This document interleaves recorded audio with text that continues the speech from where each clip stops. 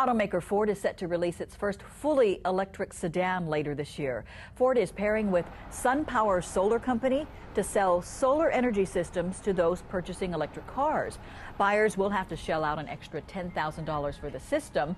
Solar roof panels will be mounted onto the driver's home, and it will provide enough energy to keep that car going for 1,000 miles a month. There's no word yet on how much the actual vehicle will cost. But for other electric cars, it's plug in and charge up, and now a rental car company is taking steps to help Hawaii go green.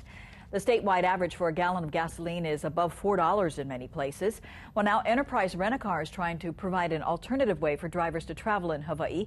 KITV4 News This Morning's Kenny Choi reports a new initiative is gaining support from the state and federal government.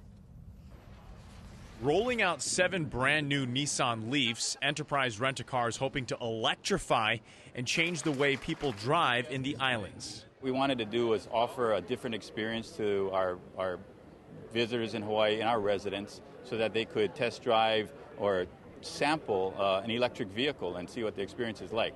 By 2012, as part of the Reinvestment and Recovery Act, there'll be 280 charging stations like this one you see, made by Better Place.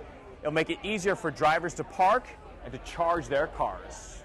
We got some help from the federal government. We're working with our local partners and with some electric vehicle companies, and this is a very important first step to allow electric vehicles to be mainstream. There's a GPS system in the unit that will tell you where electric vehicle charging stations are.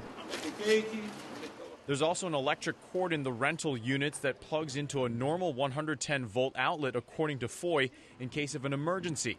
As for the cost, Foy says the company is still trying to finalize the details. What we're trying to do is price it probably in the standard car category range. We want to make it affordable for the customer to be able to rent and make the experience a positive one for them. I think this is a great sort of value added for the average tourist who's looking for a green experience while they're visiting Hawaii.